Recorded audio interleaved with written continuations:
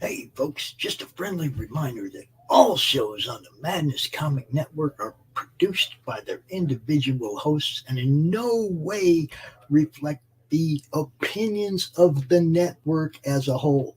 The statements in the following broadcast are not necessarily the opinions of the Madness Comic Network, its staff, sponsors, or contributors. This show is rated TVMA, as are all of them and all those other letters. Viewer discretion is highly advised, and, just do what Doc says. Read that again. Peace, everybody. Hey, yo, it's me, Pops Fan Marmalade, and you're watching the Comics-Related Madness Network. Uh-huh. So come get some. CromCon. CromCon. Hey, yo, y'all know me, Pops Fans Ant from the Madness Comic Network. The Madness Comic Network coming to Roku. You can check out our preview channel right there, right now. Look, we're bringing all of our content to Roku. I'm excited. You should be too. A shout out to Hart Fisher at the American Horrors Channel, baby. Woo! You know what's up.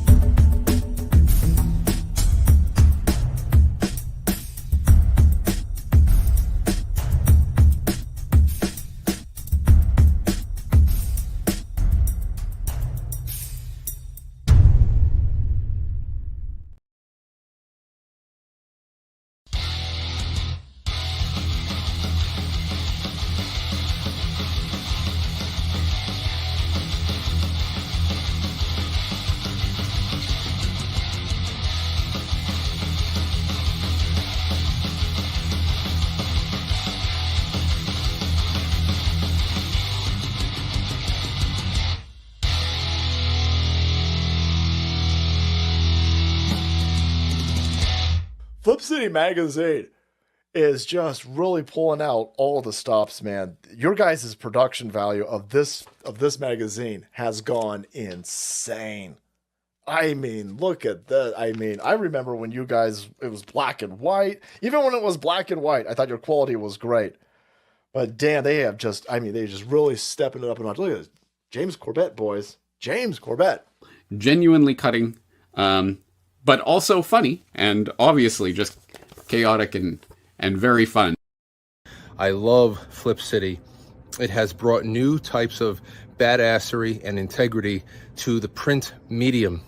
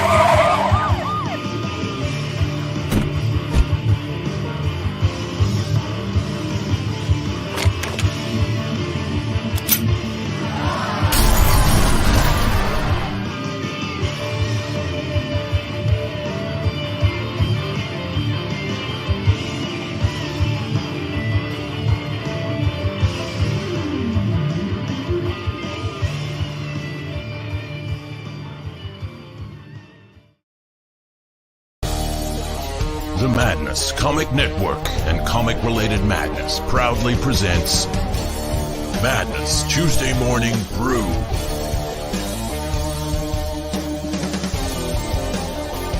Tune in to our content on Comic Talk with Pops Van Zandt on YouTube.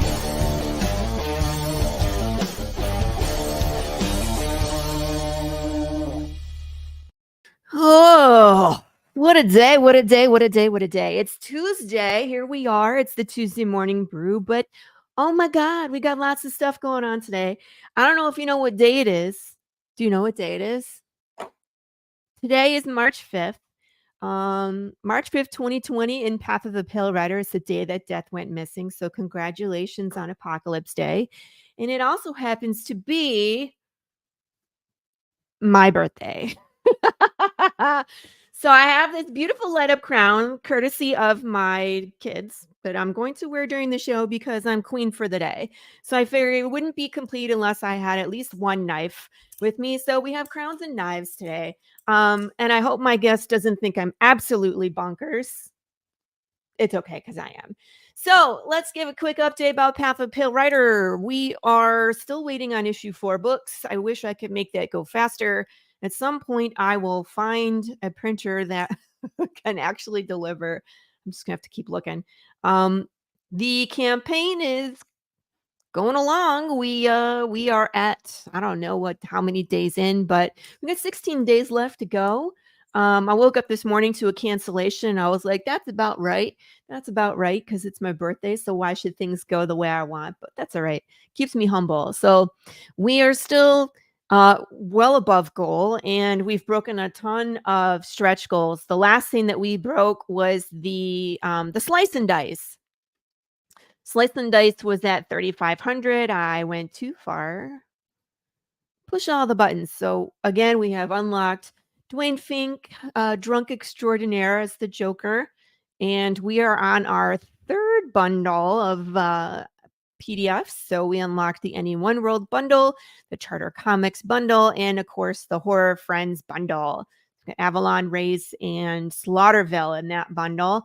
And we have unlocked the 3D wooden disc keychains and the slice and dice. So if you're in the Facebook group for Path of the Pale Rider, start giving me some ideas. I'm looking for thoughts. And so far, we're leaning towards a pineapple. And I either want to light it on fire, smack it with the stop sign. I don't know. People want me to throw stuff at it, do all sorts of stuff. Good morning. Hi, Lou. Thank you. Good morning. Good morning, Carrie. Good morning, Carrie. Thank you so much. And of course, Al. Wepa, feliz cumpleaños. Thank you. Thank you. So if we keep going, we'll definitely unlock these temporary tattoos. These are going to be super cool. Can't wait. Of course, we still have hot sauce packets, enamel pins, and I think I can finally breathe a little bit this week. And I have some stickers I'm going to add to this campaign as well of Big James Care Bear. So they're really cool. Lacey Kruger did them for me. So thank you everybody who has backed. If you hadn't had a chance to come through, make sure you do so you can see all the cool stuff. The level with the handmade books has sold out. This one is in the all sold out, all gone. However, I have a couple thoughts. I have the ultimate package. There's 2 of these that are gone. There's 3 left. If in another week these have not gone, I will open up the plushies and the mini books from this level for additional backers, because I know these books are super cool and that people want the plushies and the books and maybe just can't afford the kitchen sink tier. So there you go. Everything else I think you can add as an add-on, the hot sauce, the buttons, the glasses. I made those all available. So, and just as a reminder, if you are across the pond, you can still get this, a physical copy should you want. All you have to do is go down here to a note to Canadian international backers, and there is a link to the Laurie Calcaterra collection over on ASAP Imagination, and you can get a physical copy mailed to you. They do international shipping. The rest of these are digital download, but this trade paperback is available. The only thing is if you want some of the merch, if you are a Canadian backer and you want some of the merch, contact me and I can put together a package specifically for you. I weigh all the things so I know exactly how much the shipping is, because I don't want to overcharge you, and I definitely can't afford to undercharge you either. So lots of good stuff. Make sure you go check it out if you haven't had a chance, and I appreciate you. Remember, this is indie comics is where it's at. And with my campaign, you always get more than what you asked for. So all good stuff. My guest today, I'm really looking forward to talking to Ray. We've chatted a little bit in Facebook Messenger, which is also funny because that broke today too. It's been an interesting day, where things just don't go right, but that's cool. Well, we're gonna keep going, and we're gonna stab it in the face and move on with life. So I'm gonna bring in Ray. Let's hang out. Hey, oh look! Yes, I'm so Happy happy. birthday. Thank you. Make sure I'm in camera. There I am. Here you are. I can't wear this the whole time, but as you said, this will be a memorable one. Facebook's down. It's your birthday. We're wearing party hats. Everybody's winning. It's that kind of a day, man. So whatever. And I wasn't planning on wearing mine the whole time either. It's probably going to fall off. It says happy birthday. Hey, it says happy birthday. There's no Y. I think it's busted. Is it? Oh, it's a little broken Oh, it's one. bent. It's a little broken one. Just like us. It's the effort that counted, I guess. It's perfect for today. So that's great. Well, I want to say first, congratulations on your successful campaign currently on. Oh, thank you. Pretty awesome. Thank I you. really like the story concept of let's just take all of natural reality and take one thing we're all dependent on. It's almost like Facebook is a great example of that right now, where you take that out, what chaos would it drive? And your comic seems to have that type of thought experiment playing out. It's really cool. Thanks.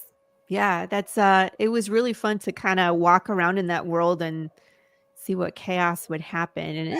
And it's a little scary sometimes, because I think I have accurately predicted how humans would act in that situation. And because we saw things happen, like the pandemic happened after I wrote that, January 6th happened after I wrote that. And it's like, if you read into the comic and you see some of the things that are happening in the background, it's all there. And it better stop. Reality better stop following my comic book, or we're going to be in big trouble, is all I have to say. There's an ongoing joke with The Simpsons. Yes. You've seen that, where of course, you see them a lot on YouTube. They'll show things from the past, and it coincidentally turned out to somewhat turn out that way. Yes, they have predicted a ton of things. Yeah. So it's really, really entertaining. I know someone was like, "You've been more Simpsons than most recently," and I'm like, "That's not a good thing when you're writing about the apocalypse, guys. Let's hope it stops with this, right?" Okay. Hopefully. So we'll see. We'll see if it keeps going, we're in big trouble. Yeah. Or you're prepared. One of the two. Well, in some ways, yes, and probably most ways, no. Slow. But enough about me. Let's talk about you. I'm so excited to have you on the show. I love having indie creators because I get to pick their brains and find out what makes you tick. And I would love if you would share your origin story with us. So so you're a writer, correct? And I have your comic here, Madcaps, that we're going to talk about. But how did you even get into comics? Were you reading as a child? What influenced you? All of that. So let's start at the very beginning. Go all the way back. Sure. Well, I was born in the distant farm of. Just kidding. Yes, that's how far back we went. I'm up in Winnipeg. Oh, side note, I always chuckle at this, even though it's understandable why when in shipping on your campaign it says Canadian and international shipping. Yes, I get it because of such the large border. You're making sure it's iterated. Canadian everybody part of international. Some people interpret that as not international. That always gives me a chuckle. Anyways, I picked up liking comic books and superheroes in specific through my older brother, and many kids pick up things from their older siblings. And we used to watch cartoons, and if we could get our hand on a comic book, we definitely wear those pages out. I was a big fan. Big influences would be, I'd say, Peter David in the early 90s with the Incredible Hulk. Unfortunately, I probably destroyed the comic, but I had the issue where both Hulks and Banner merge minds and become Professor Hulk, and they had some big impact and influence on me. I've always liked comic books. When I was in elementary school, very few of us liked superheroes. It was almost like a looked down thing for a while. In regards to wanting to write, what do we have here? Hello, Laurie. Happy birthday, Laurie. You're closer to becoming a walking, breathing corpse. How does that make you feel? I'm pretty sure the older you get, the more you feel that. How I feel about that comment. Devil's air. He always That's comes hilarious. on and he roasts me. I'd keep it on here. There you go. I'll put it on my shoulder or something. There. Queen for the day. Don't talk to your queen that way, Devil's air. That's not going to work. It was worth a try. Okay, so back to it. So it was looked down upon you in elementary school to like superheroes? Well, there was just this common trend in my grades, a little bit older and a little bit less. Everybody was trying to be the older grade, so everybody wanted to look more mature. Comics were viewed as immature, so it was popular to not like it, even if you did. Gotcha. That's sad, though. Eventually, through cartoons and eventually dynamics that came in through cinematic film and eventually the MCU rather. Yeah. There was a big shift, and people suddenly thought, okay, it's okay. Now, that was just in my area. That doesn't apply to the rest of the world, of course. I've been toying around with stories. I play a lot of tabletop RPG. This story is based off of the first successful tabletop RPG I ever ran. Gotcha. And yes, I have lots of questions about that because it's like you're talking about superheroes, and I was like, but this one's D&D. Yes. And so we'll talk about D&D and all that good stuff. But continue. Okay, so the one thing is I've always liked comics. When I was in the fourth grade and a little bit later, I took a comic course up in the area where I lived at the time in Southern Ontario, up here in Canada. I currently live in what we call Winterpeg. It's kind of a joke because... Did you get snow? You get in the summer, you get 40 above freezing, and in the winter, you get 40 below freezing. It gets pretty aggressive. Right now, we almost have about 6 inches of snow right now. Oh my gosh. Or it's 70 degrees.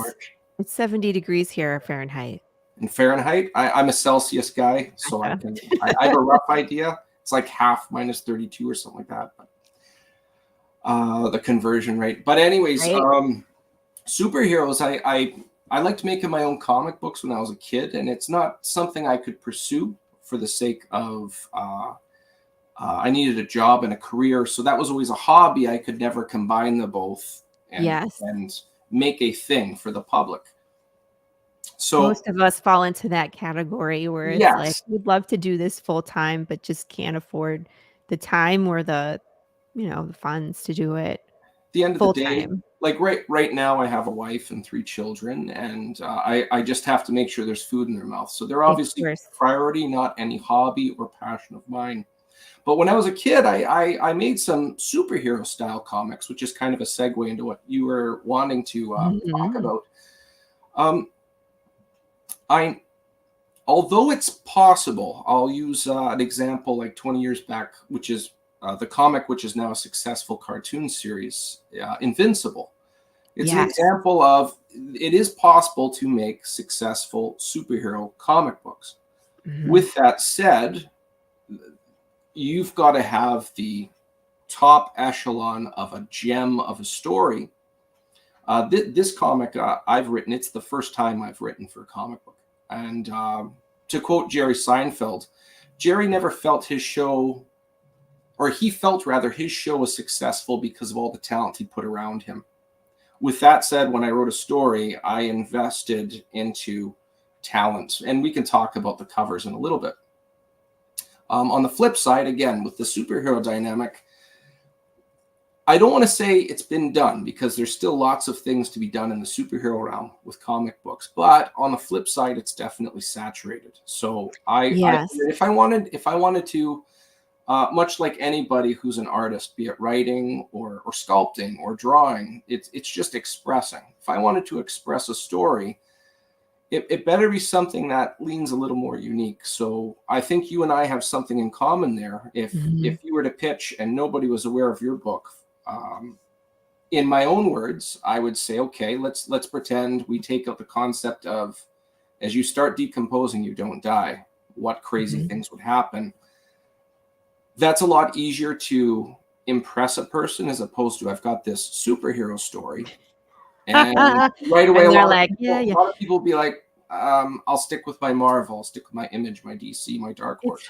That's hard because, and I think it's all in the pitch too, because like superheroes and zombies have all kind of jumped the shark, where they're like, they're so They need a break. overused. You know what I mean? They need a They've been breather, done 5 and to done and 10 done and years, done. and then people would be in again, you know? Right. Oh, and Carrie, I'm sorry. Let me show you real quick. I apologize. It was in the chat. So on the campaign, if you go to on the left here, there's a note to Canadian international backers. There's a green link right here called the Laurie Calcaterra collection. That will take you over to ASAP, where you can get a physical copy, international shipping. There you are. So what I wanted to say about that is, it is so hard to pitch something that, like you said, is kind of oversaturated. So what was your superhero character that you were writing, and was there something that, set it apart or made it interesting? The last time I did a superhero style story, when I was making my own comics as a kid, just as a hobby rather, not a hobbit. But yes, be a hobbit too. I could be a hobbit. Yeah, let's be hair, hobbits. hairy feet. My Yeah, feet and bigger writing than my comics. face. Perfect. That's all we need. It's really hard, like you said, to sell a story that's themed with superheroes. Even the concept of a comic book, nobody thinks of something like The Walking Dead. They'll think of the TV series before they'll think of the comic book. And you say comic book, it's capes. They don't think, in your case, cowboy hats or cloaks. In my case, it's a very interesting thing. But if you bring something unique, I remember about 15 years back, there was an interview with Todd McFarlane by a fella in Australia, and Todd, he always said anything I did that I considered like unique or revolutionary, especially like the toy line with his early stuff, he would say, it's just clay. I just did cooler shapes. It's almost like, why didn't somebody do this yet? Why here's a vanilla sundae. Why hasn't somebody put chocolate sauce on it yet? Right. And something like, I'll use yours as an example. Okay, people are alive. This isn't zombies per se. The people just aren't alive, but they're still here. So here's a giant walking undead, for lack of better wording, grizzly bear. Here's a and suddenly, okay, I'm interested in that. It's almost like you have to pitch the story without pitching it as a comic book to eliminate the stigma. And you have to leave out certain, like for me, people are like, don't compare yourself to Walking Dead, because people have such an image in their head about what those zombies do. And it's not zombies, arguably. But it's not. You could argue it's not zombies. Right. But it's hard to get around. It's like, it's undead. Well, still same thing. So it's hard to be like, it's a superhero without being like, oh, it's Marvel, it's DC, it's Batman, Superman. Or even worse, it's not interested. Right. So how do you get around that? You just have to have a really good story, and in my opinion, you just have to grind and get yourself out there. This is my first time going at it, so I'm obviously not well versed in this experience. It's just a really fun adventure for me. That's how it always starts. Yes. Starts for all of us. We're like, this is great. We're going to change the world. We're going to get our comic. Everybody's going to read it, love it. And then you're in it and you're like, this is a slog, man. But let's segue into D&D. So have you been playing D&D also since you were young, and then, or as an adult? Like, I didn't start to play D&D until last year. I've been playing for over 10 years now. Okay. So that's over a quarter of my Oh. life. And it's a lot of fun. I'm an extrovert, and I really like making stories with people. So if I'm a dungeon master in a campaign, in a lot of cases, I've made scenarios or meetings where I've done very little setup, and the players write the story for me. And if you put all the pieces in place, if you know what you're doing, you're complementing what they want to do. It just turns out to be a really nice thing. That's one of the things I like a lot with collaboration and idea, is when you give something and they're able to, going back to the putting chocolate sauce on the vanilla sundae. So, Stop, Carrie. so Yeah. Hopefully they don't go. The chat can be really, really funny. I'm okay with that. Like, but sometimes they go off on a tangent too. So I'm like, okay. So So we're just already popping off. 28 minutes in, we're already going to go there. Okay. perfect. Nice. So another interesting thing about D&D is, or any tabletop RPG, Pathfinder, Starfinder by Paizo, those are great.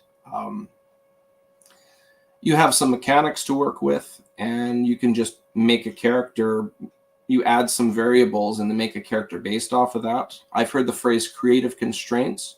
A good example of creative constraints: no constraints at all. Imagine a painting in your head right now. It takes a bit to put one together, but if I say imagine a painting with a bucket and on the beach side, you immediately can put it in your head, and here's my picture. Making characters. Make a character. Yeah, make right. a character in Not that RPG simple. is kind of the same. So if you're going to be a barbarian, that's also a knight. That is also a half giant. Immediately your mind goes, how would those make such a character? You're immediately filling in the blanks in your backstory of how this person came to be. I like that kind of stuff. I was watching a TikTok where it was like two different kinds of character creators, and it's like one is like I'm a dark and brooding rogue who had a hard childhood and lived on the streets, but is half royalty because they're a bastard child and has all these issues. And the other one's like, I'm a tiefling. I don't care. I just show up and I take things. Like take things and somehow stab if I need to. He's like, and I just it was fun. I like to do that. And they're like, do you have a purpose? He's like, I just go wherever this guy goes. I'm a kleptomaniac. I enjoyed the show. Right, exactly. Like that's yep. So just kept going back and forth between the two people describing their characters, and it was just funny to be like someone who has the comedic take and someone who's taking like the dark anti-hero take. And I always like the dark anti-hero take, because most people that fall for me it's entertaining because the archetype, usually the person that makes such a character, they're usually a fan of film between like 1998 and 2003, where everyone wore leather, black, sunglasses. The Matrix, the Crow, X-Men, Underworld, Blade. Underworld. All of those. Everybody's in black and brooding, and it just makes me laugh. You have like the long hair in front of your face. No, the emo sweep is a little bit. Oh, it fits. So this was a campaign that turned into a story for the Madcaps, or? Yes. So were you a character or were you the DM in this one? I was the game master, yes. You were the game master. Okay. The only thing that's different, this is like when you have like a session 0 in a longer campaign, usually everybody will have their backstories put together and whatnot. Right. This mini-series is based off of that session 0. I'm going to put it up here so people can see some of this beautiful art and we can talk about it. Do you know the name? Well, that's Jimbo Salgado who made that for me. I was very lucky to get him. The person who colored that is Dan Kemp, who's done roughly 100 issues of Spawn. Yay, thank you. Big fan. So these 4 characters are your main characters, and they're very different, not just visually, but personality-wise.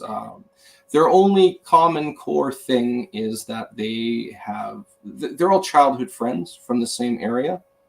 but they're very different. The only thing that really made them friends at the start is they're in a city that's predominantly human, but none of them are humans. Mm-hmm. Everybody's appreciating this cover. It's really nice. So we have a dwarf, a weir, W-Y-R, is that Yeah, correct? so that's the fella in the back with the red He's cape. like the dragon lizard Godzilla? He's a descendant of a large kaiju kind of electric eel. Okay. That's what I kind of took it as. Like a I was snake, like, he's kind of like basically. Godzilla in some of his abilities. Yeah, more or less. Okay. What is the small fella? He is a half dwarf. His mother is a gnome. So he can't grow a beard, and he's a little lighter than a dwarf. He's a little shorter than a dwarf too, but he has his mother has abilities on nature and wildlife, like magic, almost like intrinsically. He appears to have developed a similar style of influence over like metals and crystalline structures. So you can see that little telescope poking over his shoulder there. Yes. He's rigged that to blast raw arcana out of it. Kind of like how War Machine has his own little shoulder cannon. I was like, is he what do they call that? My brain. I'm not a huge D&D it's artificer. You could argue that, yeah. If you were to transfer this to D&D, I think that would be the closest equivalent. Yes. Gotcha. And this character over here, what kind of character is he? What kind of creature? I don't see your mouse. You're the purple. The blue one? The one in blue. Okay, so he is a special type of elf. Is he a dark elf? Arger. So Argers they're a style of or a type of elf that moved out into a mountain range that has heavy amounts of silver deposits. Much like in real life with humans, high exposure to silver on your skin, or if you ingest it enough, it actually will tap to your cells blue. There are humans that have done that before. Anyways, in this realm, what's that, sorry? I said they usually die at that point. Well, they're elves, so. Right. I mean, but the humans that have done that with this, what's it called? Silver. It's like a liquid that they drink. Yeah, what they do is they, using a current, they break the silver down into the liquid and drink it. Yeah, and it turns you blue. Yes. And your liver dies. Over the generations of exposure. Colloidal silver, that's it. Thank you. I watched a documentary on Max about Mother God, the cult of Mother God. And I don't know that one. Oh, you gotta watch it. They're nuts. But yeah, their cult leader died. She was blue at the end. It was bad. That's amazing. Bad. I gotta catch up in the chat here. It says all black and D&D does not sound like 50 Shades of. Yeah, that's true. Thank you. Karen and I do not share a birthday. However, I do share a birthday with the first day of the apocalypse in Path of the Pale Rider. Death Goes Missing, March 5th, 2020. Of course, Chris also says those colors are amazing. You can thank Jimbo Salgado. Thank you, Chris. Yeah. Not Jimbo, sorry. Dan Kemp. My apologies. What's that? Dan Kemp? Dan Kemp. Yeah. Did the colors. I said Jimbo. Karen probably has two birthdays. She will celebrate her birthday and her half birthday, with the same importance. In Poland, they have a birthday and a name day. Oh. So instead of the day you were born, one day of the year is dedicated to Phillips, and one day is dedicated to. Is it like a Saints Day?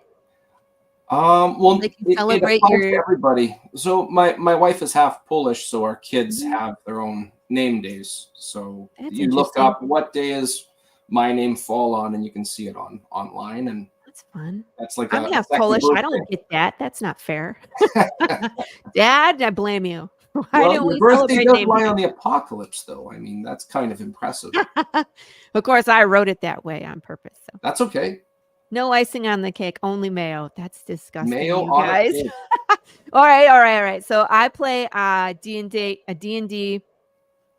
It's a role play game called Slaughterville. So it's based in a town where everybody like all the 80s slasher movies walk around in this town.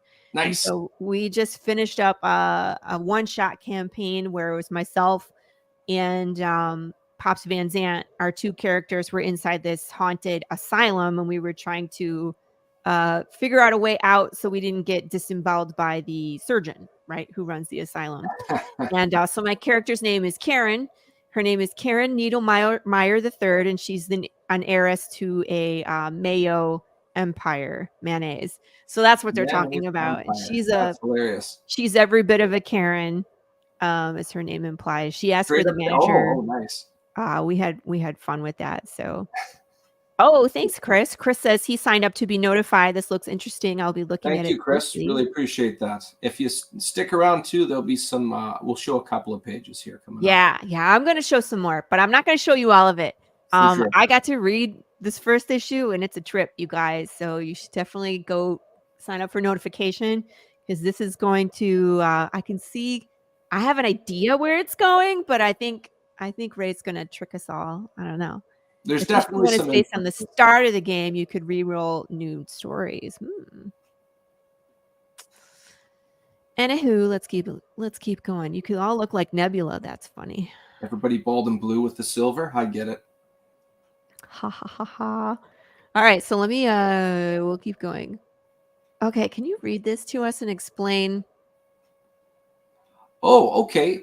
You know what? I didn't anticipate showing this page, but that's all right. Oh, you don't want me to show okay. it? You know, look at it, people. The damage is done. They're gonna pause it and read it. Go back. I'm gonna take over. Like you saw nothing. You saw everything. Okay, but I want to talk about it. Okay, so there is a fella, one of the fellas, which is the half dwarf. His name is Dananini, and this is a quote. At the start of the comic, it talks about him. We'll just say getting the band back together. So getting these friends together. I also have to disclaim, this is an exclusive. I haven't shown the interiors to anybody other than my publisher or anybody I worked with. So everybody looking at these couple of pages here, this is a first. So I should have said that first. I did not realize. We are honored that you are sharing this with us first. Thank you, Ray. So Dunnan has found some employment, as it is mentioned in the comic, and he wants these people together.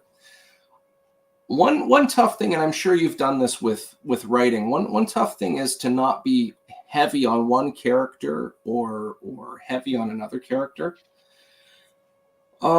In this case, I mean, I feel Dunnan has expressed a healthy amount in the comic, but I felt putting this at the start put a little bit more focus on why everybody was coming back together. So that was the main reason I did that. So he has, his father is a dwarf, and family is very important to him and his clan.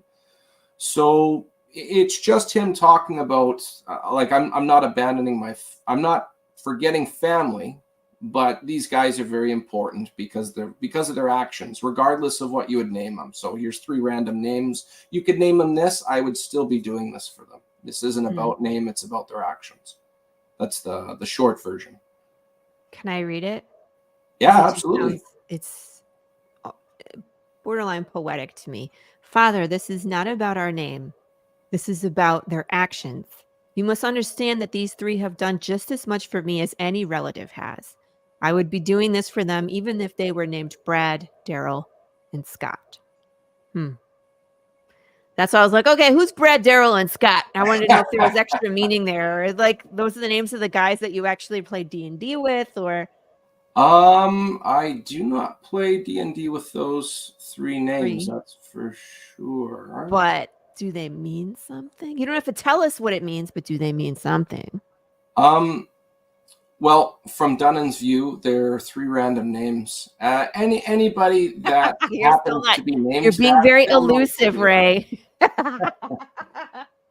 I can directly tell you that Dunnan randomly made up those names. Gotcha. So you're not okay. Plead the 5th. All right. All right. So we are now in the beginning of the story. I'm only going to show a couple more pages because you get to see, of course, the main characters coming into town. And I love the little the banner lettering because you're seeing a couple of these characters talk to each other, but you're also hearing from another main character with these little banners. So it's like you're introducing them all at the same time pretty much, which is difficult to do. Almost. Yeah, almost. The one thing, so 2 of these characters are coming into the town of Ivywood. I had again, that focus and that balance of characters. It made sense if I had one person narrating this for this book, that I chose Chasgo, the blue-skinned elf. Why though? Well, basically I wanted to show things through his view. He is the least he is the most passive, I guess is the best way to put it. So he is, I wouldn't say pacifist, obviously, but he hides himself. People are scared of his kind. So those blue-skinned elves, also known as Argers, they're considered xenophobic, if you will. They want nothing to do with outsiders. And that silver in their skin, it makes them very resistant to magic. They actually believe that, although it's half true, they worship the mountain, and they think it's blessings from the mountain as to why they're resistant. But in reality, it's just the silver. They're exposed to. So they actually view magic as, for lack of better wording, types of abomination. So he, being his exposure to magic and being able to actually cast a few things, he left the mountains. Everybody's scared of Argers. They're like childhood stories. So he actually hides himself to fit in. But because he's pretty charismatic, he decided to, I'm not going to say infiltrate, but he actually has found employment through the local nobles. He actually represents nobles, which is hilarious because if anybody at any time was to expose him, that could be a very big problem for him. Oh, no. Will you do that to us someday? I'm sure it'll be like, da-na-na-na, like, oh, no. That is an interesting concept. He's very, I mean, he's very talented in a lot of ways, even having these resistance to magic, but he's also in a couple of ways almost embarrassed of himself. And I think a lot of people can relate to that. Here's one dynamic about myself. I use the example of like in comics when I was younger, that was looked down on. I think everybody can relate in some way or some form of, I won't show this part of me, at least yet. That's me and my entire nerddom when we go to like the neighborhood barbecue or like the street party, and people are all getting to know each other and talk to each other, and I just I don't volunteer what I do until someone asks what I do, and then I like blurt it all out, and then they look at me funny. So that's great and awkward. And it's funny, you watch reactions of people. If you were to just boldly say, I do X, Y, and Z, you can get a good gauge who's, for lack of better wording, appalled by that kind of stuff. It's usually everybody, because I'm like, I write comic books, I stab things, and I bake on the side, and they're just that like, sounds interesting. I don't know how to process what you just said. To quote my older brother, you need weird friends. So the weirder the better. As long as we're all treating each other good. Yeah, let's bring on the weird. What's that? You crochet and you shoot skeet? Awesome. I want to hear all about it. Exactly. That makes life so much interesting when you have I don't do either of those things, right? but I'm definitely interested in hearing about that. No, I had one lady that was like, oh, you write books? She was like, what kind of books? Like romance novels? And I was like, no. I was like, no, I do not. I was like, I don't even want to tell you what I write because you're just going to be appalled. She's like, books. And I was like, try again. I was like, let's change the subject. But this is beautiful. Like the panel work, the action in it. It flows very nicely. So I like how you guys also switch between the font types for the different characters and bubble styles, so it's very easy to tell who's talking. I wanted it to be very I wanted the visual of the different font to put in your mind their different voices. When you go back to older comic books, they were all the same. and you had to improv in your mind who sounded like what. But I remember a couple of times seeing a cartoon of something I've seen in a comic, and the voice was completely different to me. So I remember reading comics about, say, Venom, and then the first time Venom was shown in a cartoon was in the 90s. I didn't imagine, although it's really cool, I didn't imagine it would be like 3 voices talking at once. Yeah. And when I hear it, okay, I wish I could have somehow heard that through what I was reading, but I couldn't. So I tried to make the ones that were the most unique try to resonate in some way, and then everybody else kind of sounds somewhat normal. Like Dunnan doesn't sound that different from anybody else. But Gotcha. the interiors here were done by Evan Quiring. He has Cyclone Studios. You can look up Murder City Devill or Lucha Mysteries. I was very grateful to get him for this issue. Like you were How saying, did you guys meet? I'm going to take this down so I can see you a little better. While I you're... hired him as an artist for a board game I'm working on, which is on the back burner because I'm focused on this comic right now. Oh my goodness. Do you sleep, Ray? Yeah. Because it sounds like between a comic book and a tabletop game, and then 3 kids, full-time job. Yeah. There is no sleeping. Sleeping is for the weak. I understand. I do sleep. It's these things, even this book, me promoting now, I treat this as leisure. So Yeah. I am getting rest. It's just, I guess technically I'm working a long time. It doesn't feel like work. That's a good answer. I like that. We're still having fun. We're having fun while we do things. So. Exactly. I'm not weathered down, as you put it earlier. Shh, we will. We'll get there someday, but not today. Okay, so you met your artist via this board game you're working on?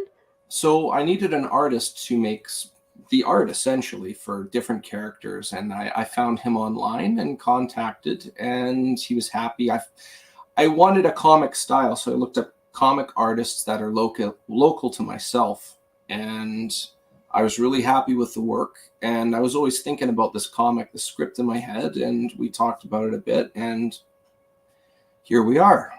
I started with the interiors. I didn't have a colorist, a letterer. I didn't have any covers or anything else. I had a script, and eventually the interiors, and I branched out from there. I was I've been picking away at this issue for over 2 years now. I've been very careful about it. I've wanted. I don't believe in half measures. I've said this before to others, but if I'm going to do this, I don't want to do 60% of the job and be like, well, you can imagine the rest. It would have been good if. So I've wanted to launch this thing for like 1.5 years, but it wasn't ready. So I was happy to grudgingly wait and get the right product. It's obviously done now, when we're launching in April. But even with that said, reflecting a little bit earlier, talking about it not feeling like work, it doesn't feel like 2+ years. It feels like it's been an enjoyable stretch. It feels like playing a D&D game where I remember all of these meetings. Yeah, I remember all these things that happened in this campaign. Yeah, well, that's 2.5 years ago. It doesn't feel that long. And that's kind of how it feels for this project for me. I find that too, where it's like, it feels like it's been 10 years in 3 weeks, all at the same time. I get it's weird, where it's like, oh, we just started this, but it feels like we've been doing this and working on this forever, that it's, it's such a passion project that we just keep pouring ourselves into it. But yeah, it's, the time just doesn't pass correctly anymore. I think since COVID, it's been messed up. Yeah. Yeah, I call that the time warp. The what? The great time warp from 2020 to 2023, 2022. You were talking about this. My It editor feels and like I. Lost time, and it didn't exist. It was like there were so many things that happened in a short, like big monumental things that happened in a short amount of time, that our whole it seems it's warped now, because when all that happens, it's like it was all 1 week instead of 1 year. It felt like it was just a really long, because it was all crammed together. Yes. And then after that, it's like none of that year felt like very long. It was just so quick. Even 2021 things were still happening. Yeah. So There's it's like repercussions those going whole on. 2 years, it was like, I don't know. It seems like it was yesterday, 2 years. Weird. Yeah, just gone. 4 years. God. I saw a meme the Where are other day. we? I saw a meme the other day, and it said, when I think 10 years ago, I think it's 1993. But in Yes. reality, 10 years ago was 2003. Isn't that terrible? But that's 20 years ago, not 10 It's years. 20 years ago.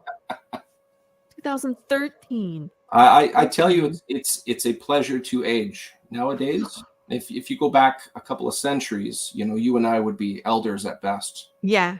Or At we'd be best. dead. Yeah, one of the two. I would But have been yeah. dead. I would have been dead a long time ago.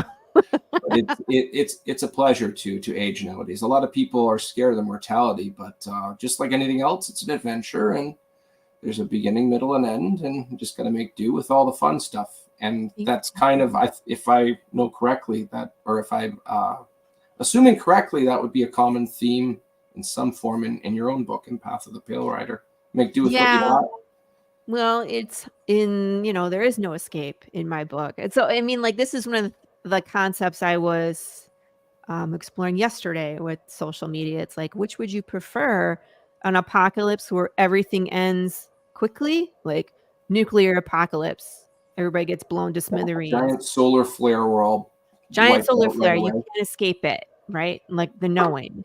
Except for Ice maybe age, second ice age, and then it's like Right. Snowpiercer. You crash the train, and you're done, right? Or an apocalypse that you can never escape, which is hard. It's an awesome concept for something unique brought to the comic book table, and I hope so. I think so, but that's what I tried really hard to do with mine. It's not that I'm not. Although I'm obviously interested to see what it does for interest, what my challenge is obviously I talked about the expression, but also is it worthy of the market, regardless of how successful it is? Could I do something that people aren't going to look at it and say it's been done? Could I just do something that people look at it and say, well, it's kind of like this and this? Well, I can't really compare it to too much, maybe a little bit of this, a little bit of that, but it definitely, in my opinion, it doesn't feel like a knockoff, and that's why I pursued this rabbit hole, for lack of better wording. Yeah, and I feel you. There's this fine line of trying to describe your project through previous projects so people can understand it. You know what I mean? Because it hasn't been done before. How do you communicate to someone what it is? If there's nothing to compare it to.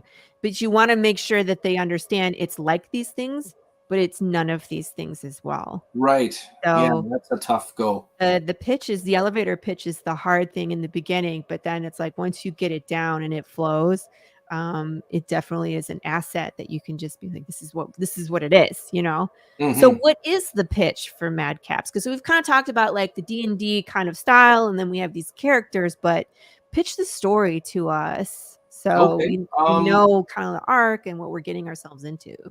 I want you to imagine your closest circle of friends. The older you get, the less you get to see them. Okay, true. When you do get to meet up, even if it's only like, let's say 60% of the good old days, for lack of better wording, you're recharged from that experience. When you're around your friends, usually you are more like your inner child, and you're more inclined to do things because of their influence, be it good or bad. And I wanted to reflect people, 4 friends put in a scenario, and if a couple things happen around them because of how they know each other and their influence on each other, how would they work together to solve a problem like that? It's in a fantasy setting. All of the characters are non-human, and they're definitely all unique from each other, visually and personality-wise. It's a 3-issue miniseries, and there is no expectation going into it.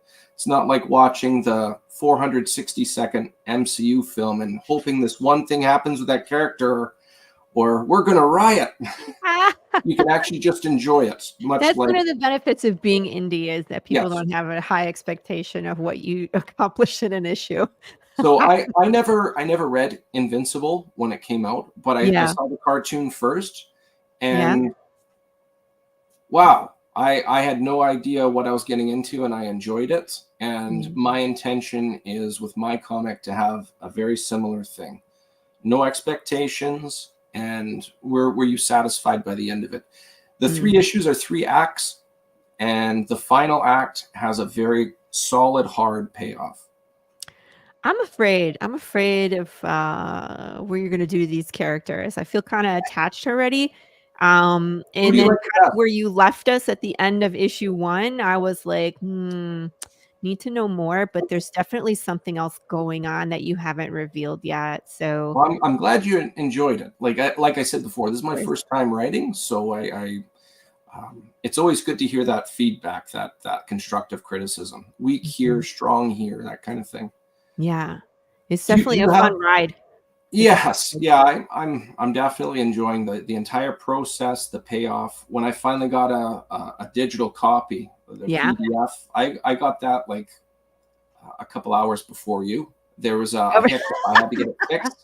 And I got but to actually just go through it and say, wow, I've reviewed comic PDFs for people, and my piece is there. It's a PDF.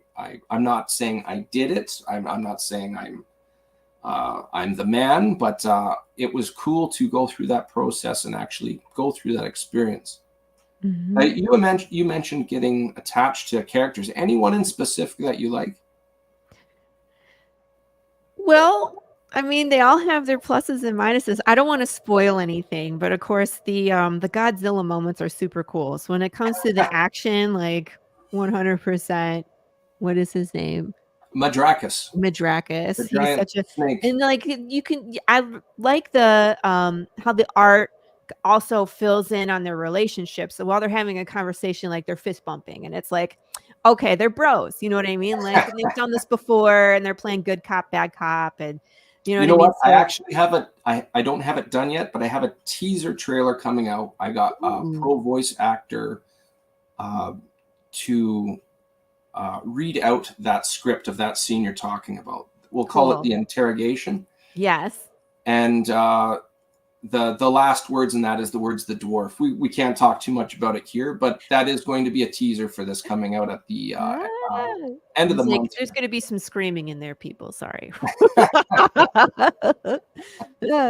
But I like the relationships between them all, but I think the Weir is definitely the cool one of the cool characters. I really do like Madraken. I think not that the other ones are not bad, you know what I mean? Like they all have their relationships and their pros and their, but I mean, like he's just a kick-ass character, I think. The one thing I like about him is usually in comics, the big guy is usually kind of oafish and nothing more than a meat shield. But his most intimidating thing is actually his brains, even though he's very imposing. He actually, like you see at one point, it's obvious he has some abilities in the arcane. One involving fire, which I won't say too much here, but it's very obvious. There's more to show after this issue. I'll put it that way. Yeah. Well, we definitely haven't seen. We have not seen what Chaz can do. You know what I mean? Not too much. Because he was hiding. Yeah, he has a persona. He can disguise himself magically. He's got a couple things, but you're right. And again, going back to that character balance, that was also another reason I wanted him narrating it. Because I wanted to make sure they were all involved in some type of balance. Yeah. Yeah, and I like how the dwarf, the way that he talks, because it's in my I'm reading it in Scottish accent in my head. Of course. Yes. I cannot do it. I can't do a Scottish accent. I cannot. And I was like, that's great. That's the thing. I can hear it in my head. So I'm looking forward to seeing these 4 accomplish what they set out to do at the end of the issue, and get some more answers. I like what you did with the interrogation as well, because people think they have figured it out. And I thought I had figured it out too. I'm like, oh, it's this. This is the reason behind the problem. But you twist it in a way where I'm like, oh, well, I guess it's not. You know what I mean? Because this guy and this guy were both part of the problem, but they had completely different outcomes. So what is it? What's the cause? You know, I don't want to spoil. I'm sorry, you guys, if I'm being vague. You got to read it. You got to read it. You're doing a good job, given just enough. Just enough. Going on that scene that we can't talk too much about, which you're obviously it's inferred what you're thinking at. I wanted the story to be unique enough where it wasn't like an it's done, and I think that variable you're talking about, I don't think that's been done anywhere. And that's how I hinged that story accordingly. Gotcha. Here's the link, everybody. It's also in the show description. So if you have not signed up for the Madcaps yet, make sure you go hit that green button. All you're signing up for is just to be notified when Ray launches it, and then you can go check out the campaign and find, you know, which one works for you. We have not seen all the variant covers yet. Of course, there's this beautiful. This is the main cover, I'm assuming. A cover, which is gorgeous. So now, I'm not a big fan of. I mean, all the power to people that do it, and they're very successful for doing it. I'm not a big fan of having oodles, canoodles, and toaster strudels of variant covers. Toaster strudels. But you list A, B, C, and D. Yes. Now you don't have. I swear, I thought I sent them to you. You know what? I can send them to you right now if you'd like. Sure.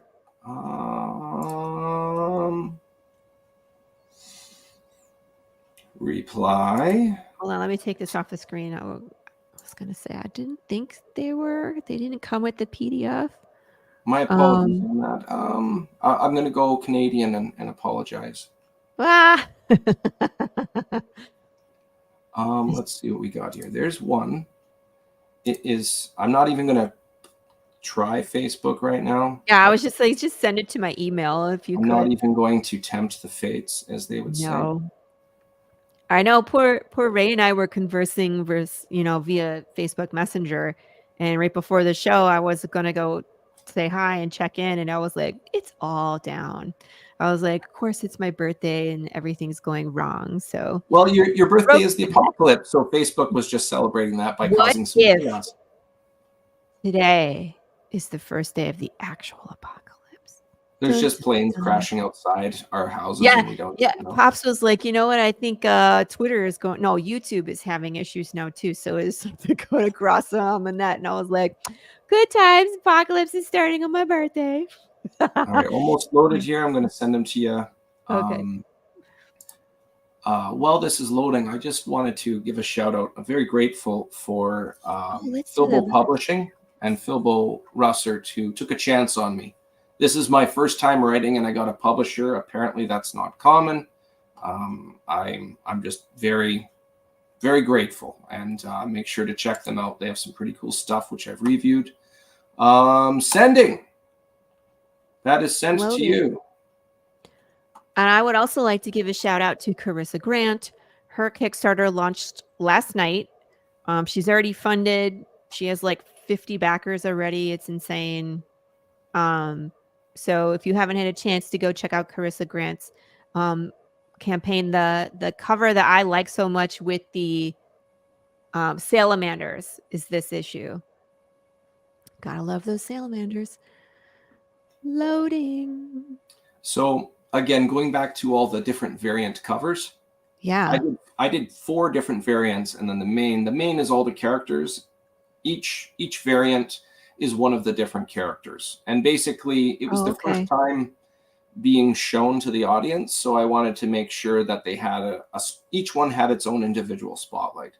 For issue 2, I think I'm only going to have 3 covers total. I wanted to make them all, I want the covers to be relevant to the story. So first appearance, all these characters, there's a first appearance image. But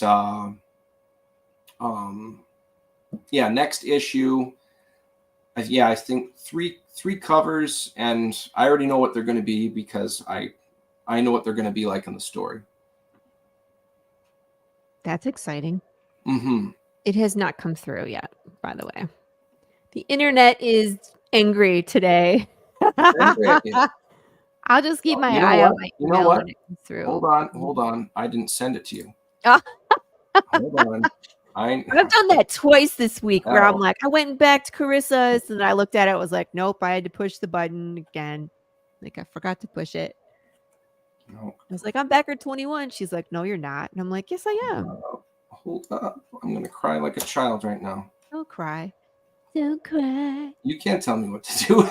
Don't cry tonight. Sing some Guns N' Roses then. This is... Okay, I found your... Yay, thanks, Carrie. Yay, There. that's exciting. I'm so glad you did. Allow... Hi, Grey Wolf. Allow anyone... Oh, are they back up? Okay, good. Send. My apologies. I'm back. I love our chat. I think it's going to work now.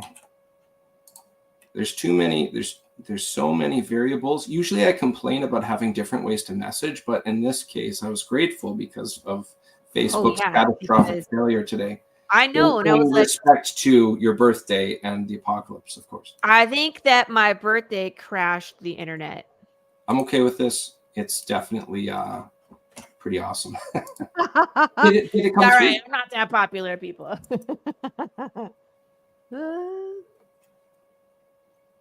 Come on, load. So there it is. You got it. Hooray. Beautiful. Let me get it up here and take a look at it. Ooh. So I was talking before about investing in talent. The interiors are obviously did that, but I got some. There's actually some personal relevance in some of the work here. Tell me more.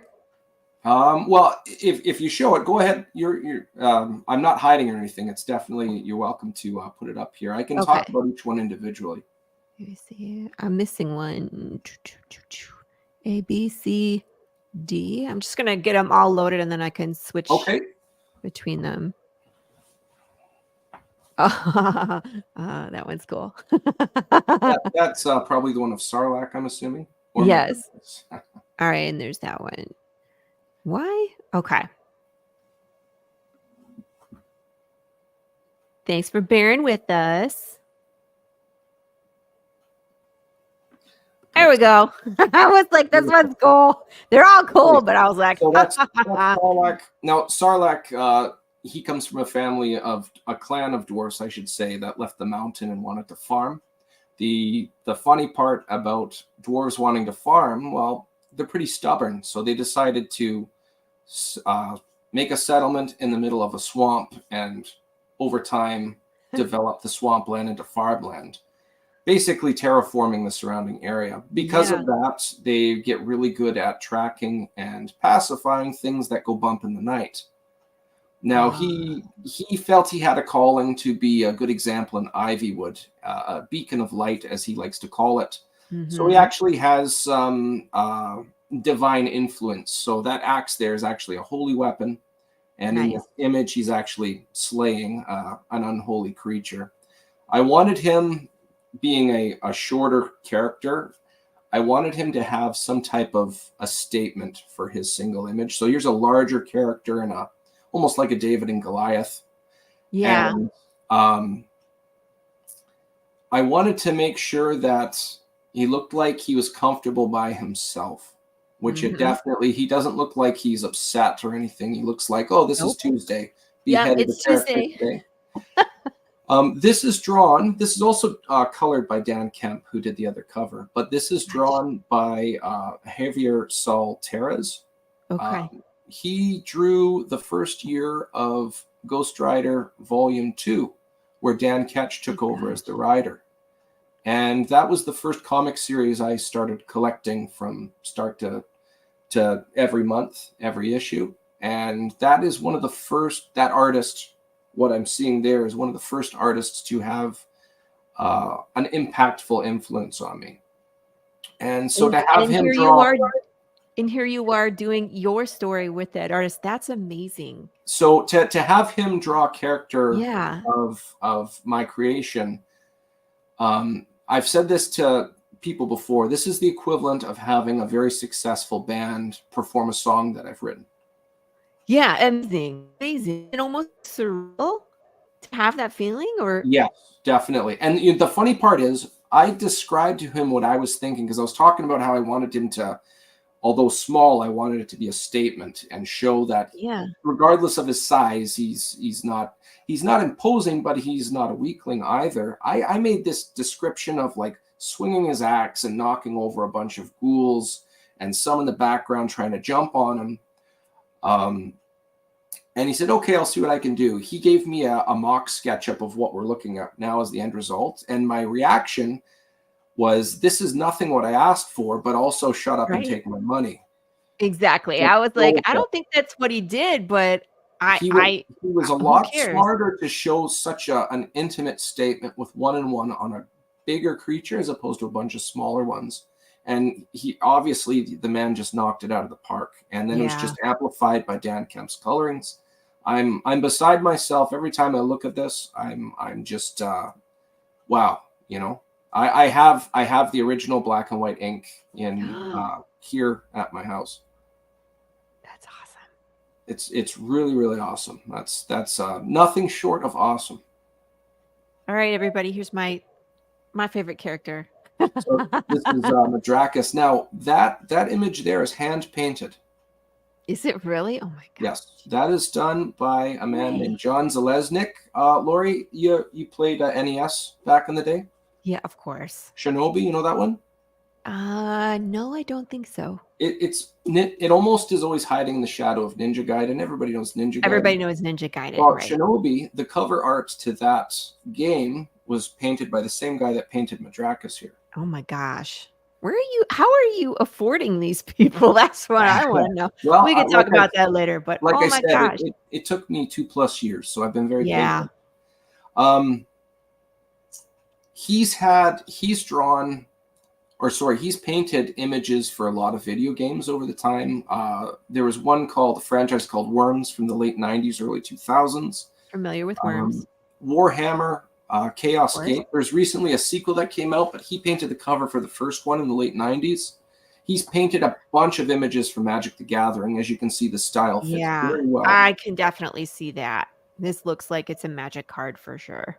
The one thing I really liked with what he did is they're both good for different reasons. The first one where I had Sarlacc, here's the image, shut up and take my money. The process was very different. And they were both good for different reasons, but he gave me like 4 different poses, 4 different backgrounds, additional suggestions as it came together.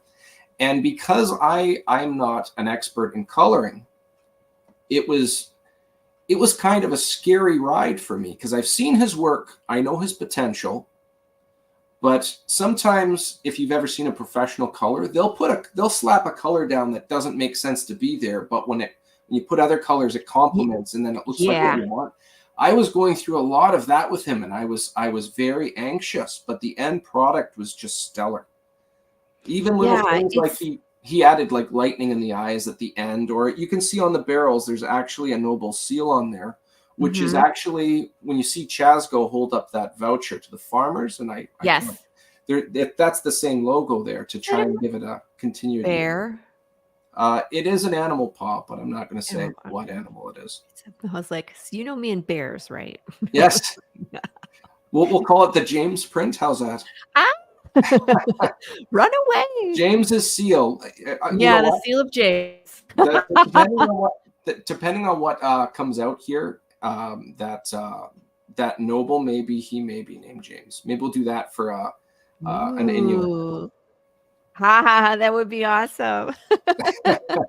Anything bear related named James going forward is always a bonus. Makes me laugh. But this is gorgeous. I didn't realize he had hair until I saw this. I was like, does he have hair? He has hair. I'll have to go back and look they're at almost it. like tendril would be considered like hair. Yes. And what is his sword made out of? That has not been explained yet. That's the first time you've asked. So there's actually a mix of different things. That actually was a gift from Dunn and Eni, actually. There's a lot of relevance in that blade, which I can't dive into all of it right now. No, don't. No spoilers. It's made out of, there's different elements in it. The two big ones of significance is silver and obsidian, giving it that purple color. What is going on in the corner over here by my... Keep getting balloons. All right, moving on to the next cover. Speaking of his Canon telescope is smoking, and if we're you look in looking the foreground, you'll see the tree he just shot. Yeah, I was gonna say, did he shoot through something that we're looking through? So this image was done by Jennifer Stark. She is in New York. This is a digital drawing, but it was made to look like it was painted. I've seen a couple of images that she's done before online, different things like Gandalf the Grey, and I really like that style, and I thought it would be very fitting for a cover here. So what else can I say about this image? Is it the moon behind him? Yeah, I like the moon. I like the expression on his face because this is the first time that he's used it. It's almost like I can't believe it actually worked. Right.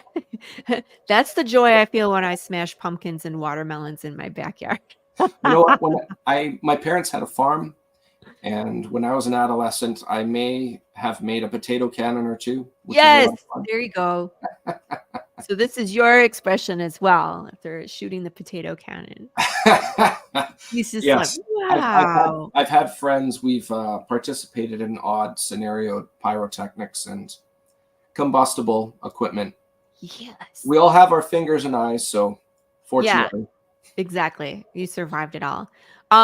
He also has this hammer.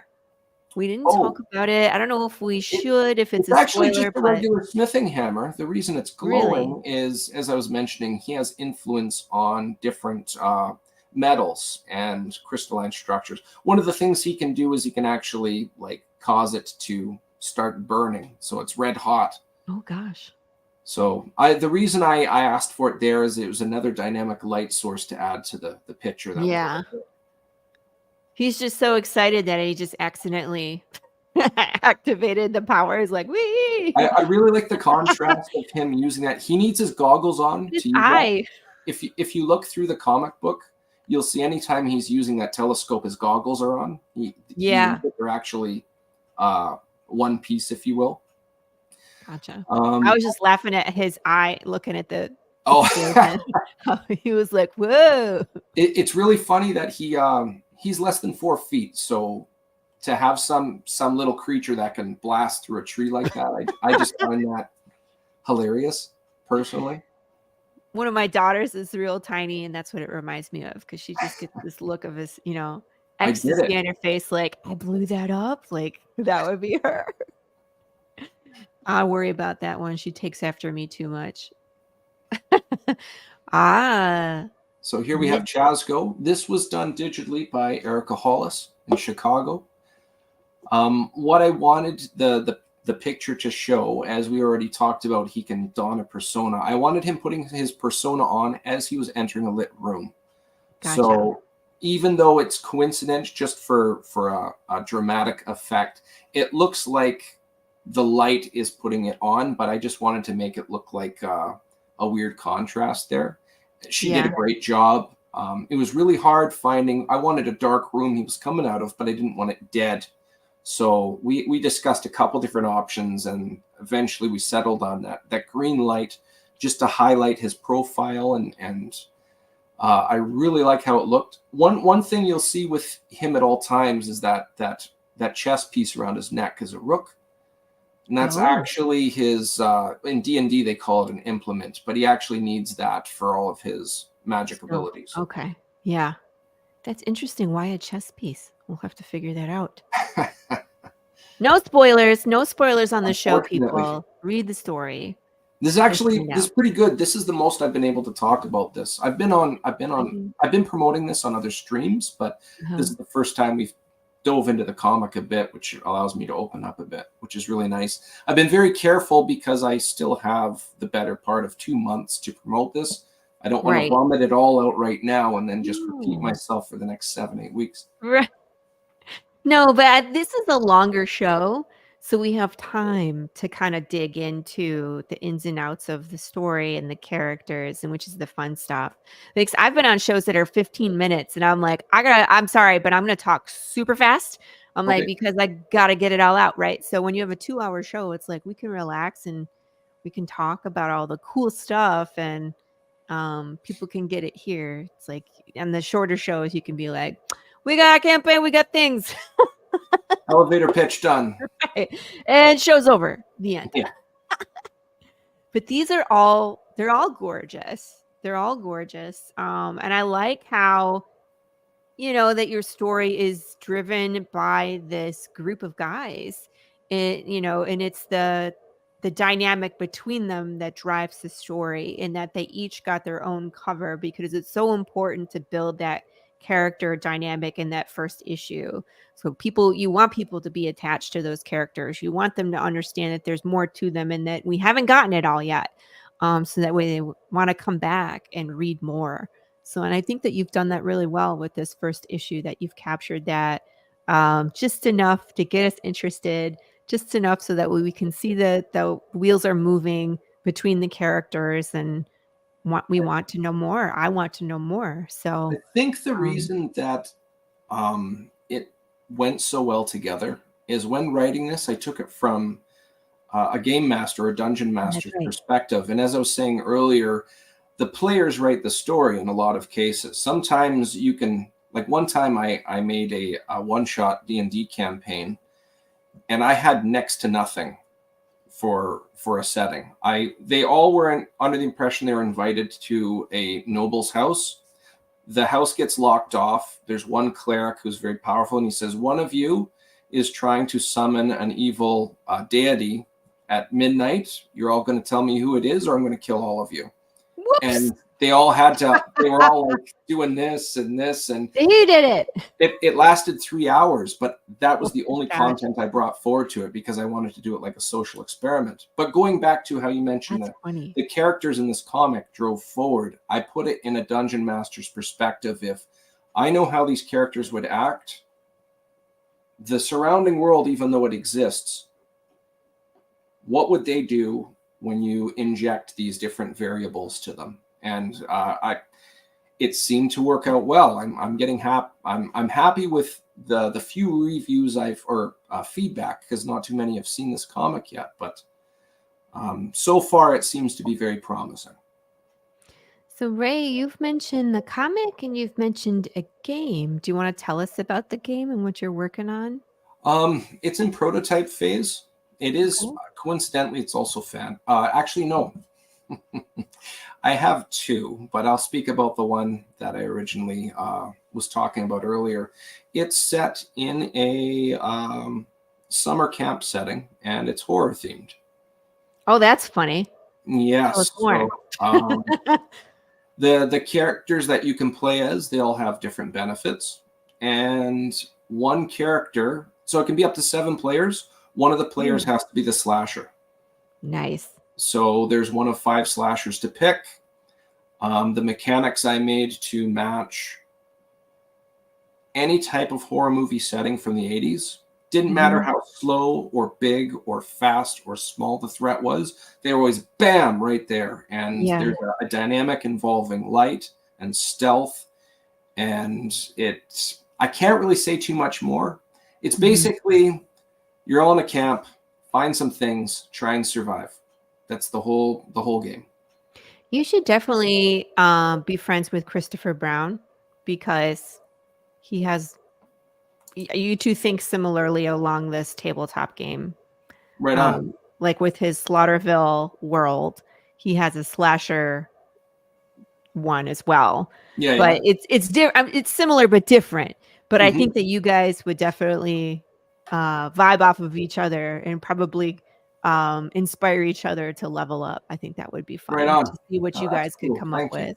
Because he's the one that's doing the Slaughterville campaign that I'm Karen Needlemeyer in, and we have a blast. And he's so funny. Like we escaped because Pops's character shoved my fat butt out of a window last week, and we actually survived. But he was going to burn us all down in the. I lit the asylum on fire. thinking that was the solution. It was not. And then things were coming after us while they were on fire. And we just got lucky. We found the one escape route. That's hilarious. Yeah. That sounds like a standard RPG setting. See? That sounds like a good time. Yeah, we had a blast. And my fat butt fit through the window because we rolled high enough and we all escaped. That would have been terrible to, because I went out first if my character's fat butt got stuck and everybody burned to death inside, including my lower half of the body. But that could happen. Were they like trying to eat you or just tear you to shreds? Or they were trying to. So the surgeon was the main bad guy, and he was running this asylum, and he was looking for, I guess, a soul to replace his that was missing. And so the people that were in the asylum, he killed lots of people, and their bodies were all stacked up in the morgue. And they were haunting the asylum as well. So you could run into these characters, and they were trying to tell you to set them free. So eventually we got into the basement, and I ran into this room that smelled like rotting corpses, and I doused everything with gasoline and lit it on fire while the other characters cowered in the background because Karen is a boss babe and she's taking care of business, right? But as the place starts to go up in flames, like all these other characters, ghost minions of the surgeon, came out and were trying to drag us back into the morgue where everything was on fire. But we roll 20 was like blessed us on that last. We were rolling 1s and 2s the entire session until like the very end. We were rolling 10 we were rolling 10s, which was we were rolling d10s. So we actually got out through this window, but it was purely by chance. And Chris was all disappointed. Oh, I'm so sorry. For me, not for you. You get to escape, but damn it, he just wanted to like get us in. I'm just imagining a bunch of undead trying to eat you instead of drag you in. Be like, put the Om Nom Nom in Necronomicon. That's funny. But I love tabletop games. I want to talk. I've been talking with someone who shall remain nameless. I'm not going to drop names, but putting together a Path of the Pale Rider game. Cool. That would be a lot of fun. It's a 2-phase game where like the first phase is resource building and trading, and the second it's like trying to evade Big James as you try to. I can't say yet. We're not far enough into the story for me to say, but all good stuff. So when people are like, yeah, I'm developing a game, that's crazy to me. I'm like, I don't think I could develop the game and all the rules and board and pieces and how it all works together. I'm like, I'm just here to contribute. Like, well, these are my characters you can use, and this would be fun. But then like someone else builds the game for me because it just sounds like it would be difficult to put it all together. But I think your brain just works differently. You know what I mean? Like I can't. I'm a Red Seal tool and die maker, and okay. One of it's a branch off a machinist, and there's a lot of order of operations. Yes. So in a lot of cases, you're continuously thinking to not metaphorically paint yourself in a corner. Yes.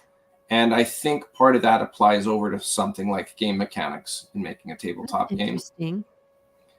I think you're always playing devil's advocate on what you have set up. So in a lot of game testing, you're always reaching out to others to find flaws. I think in a lot of cases, before I even get to that point, I'm preemptively always devil's advocating. Will this work? Or have I left myself high and dry in a scenario? You have like a set list of beta testers that you go to, like, play this game, see what you think. Well, I much like this comic, this is my first board game that I would be going to full throttle with. I'm also working on one with another person at the same time, which involves literally a very powerful archmage who's dead, and 6 players are trying to get into the vault and take the treasures. And this vault is continuously shifting. There's a big baddie, which is a black dragon, which can at times come and get you. And all 6 characters are representative of different realms. Nobody would ever touch this mage. But now that he's dead, let's see what toys he has. And everybody's fighting to get in there first. Interesting. Pretty wild. But you know what I would compare that to? It's pretty unique. The person I've been working with, he's been a good imagination. Again, the whole collaboration, it's really good to bounce ideas back and forth accordingly. So with the Madcaps, I'm going to switch gears again. This is issue 1. You said out of a 3-issue run. Yes. Is there a time frame when we will see the next one? That depends how the Kickstarter does.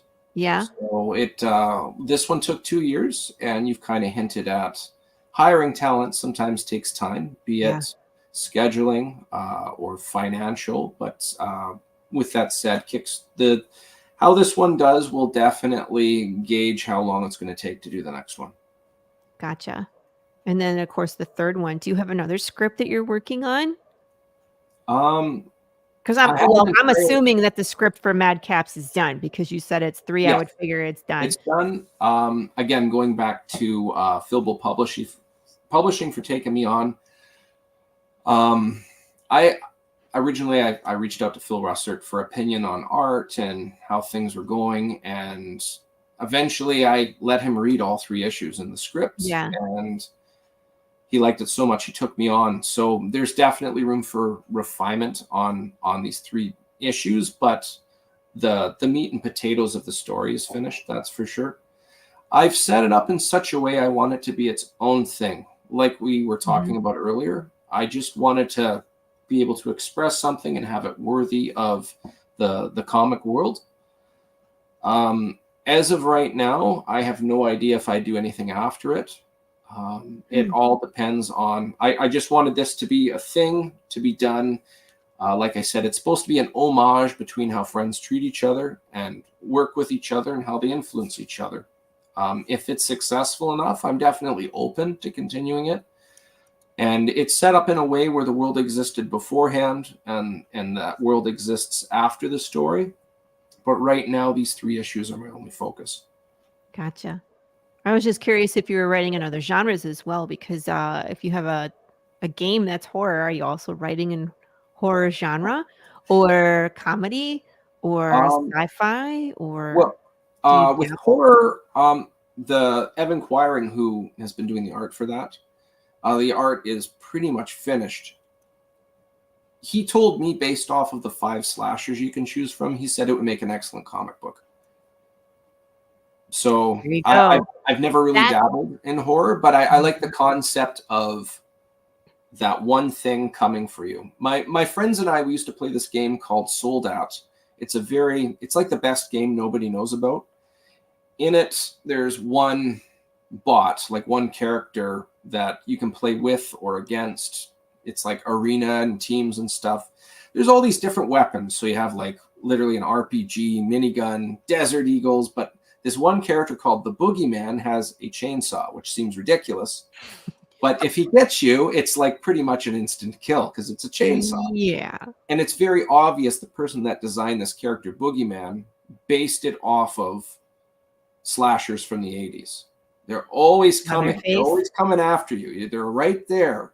Maybe you can throw things at it and hurt it a bit, but it keeps coming. And it'll just come back next time. You know what I mean? That's the hard part with those is you can't really get away. Yeah, so that dynamic that we're describing between the two of us, I tried to convert into a board game, which I think I'm almost there.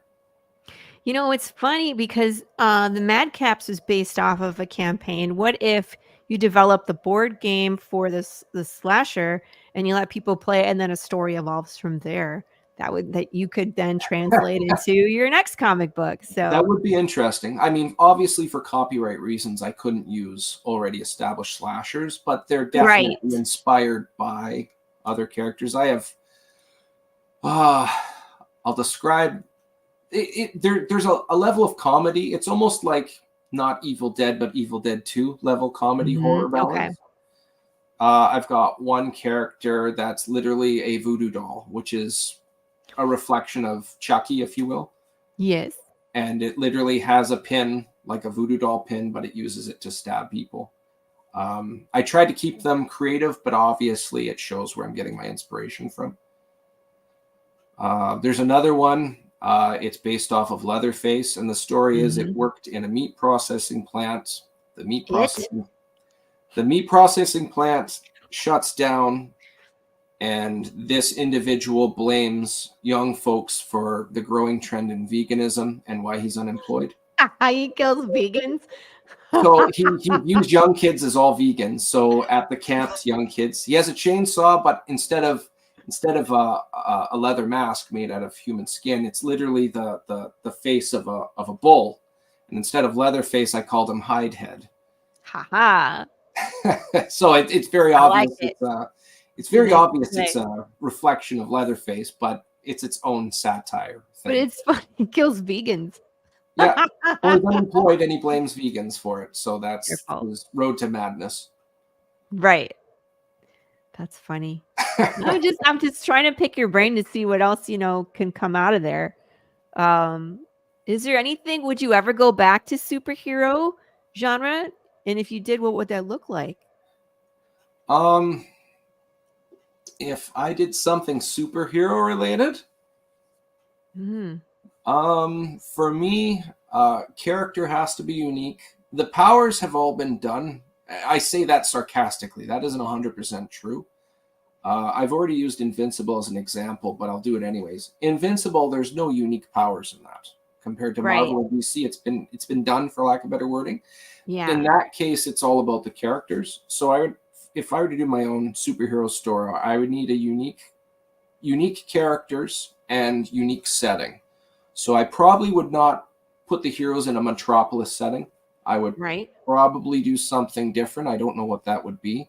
I don't know if it would be like a group of towns, because I think that would be interesting, say, on the southern states in regards to issues involving drug cartels. I think that would be neat, because it's not a bunch of buildings. It's actually a lot of open areas. And how would that have an influence on things? You have some do-gooder trying to do vigilante work, and you're like, I think the first thing that comes to mind is, I think the biggest threat wouldn't be drug cartels. It would be Homeland Security trying to get you to stop from being a vigilante. Mm-hmm. So that would be one example. It would have to be something so unique of a setting and the characters to make it believable that you're not even thinking about the powers. So the powers would actually be secondary to the story. Yes. Interesting.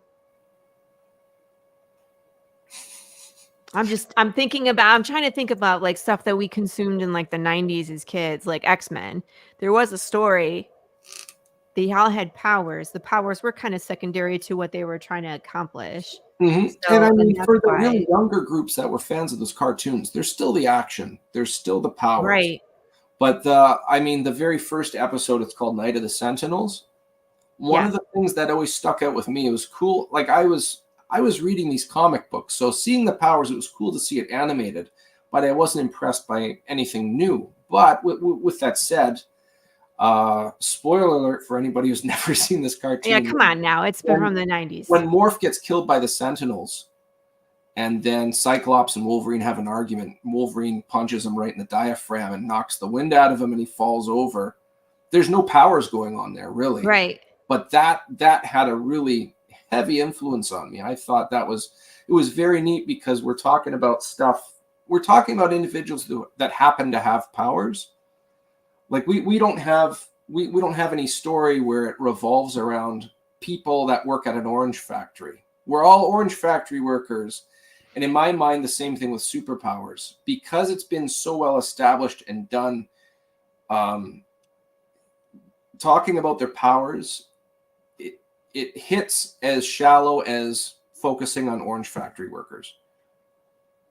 I'm interested in how storytelling evolves, how different genres evolve.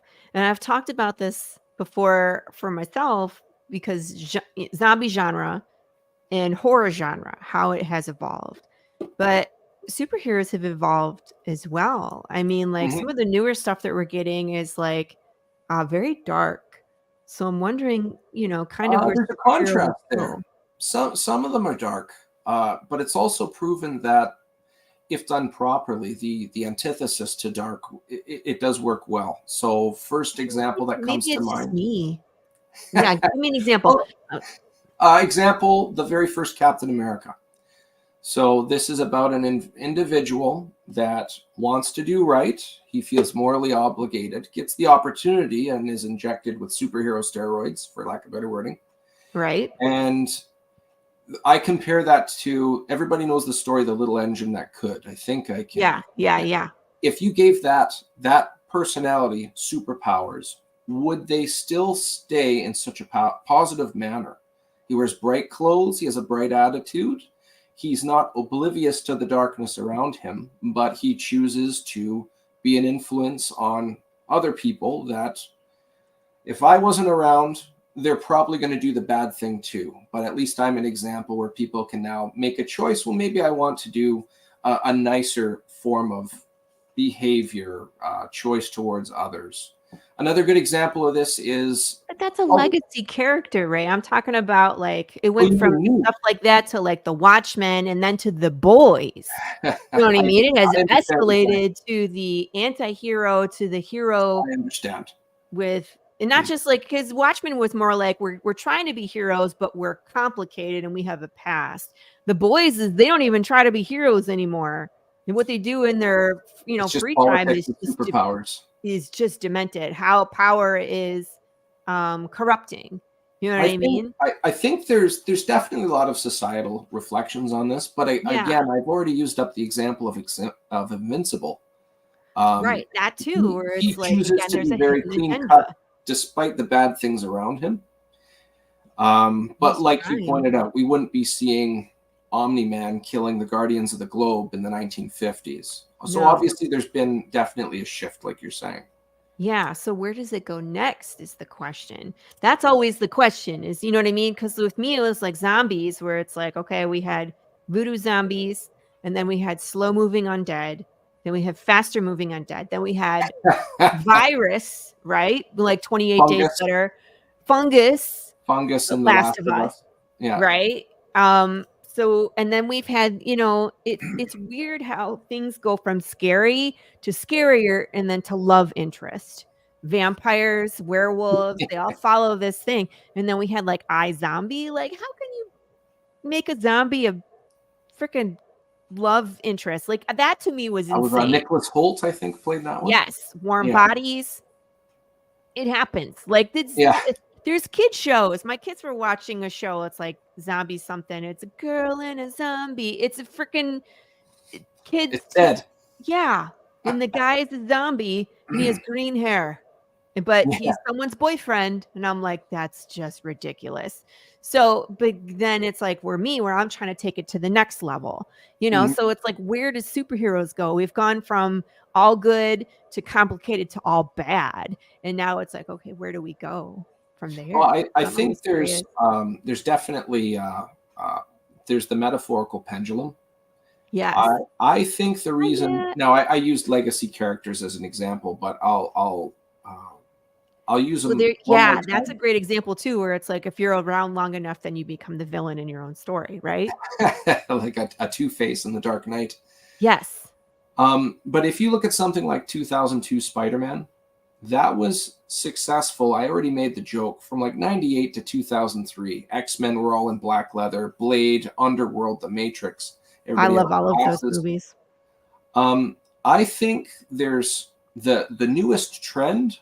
I think it saturates, then it dies back a bit, and it stays, and it's consistent. And I've if that wasn't true, things like Spider-Man and Captain America wouldn't be successful to right now.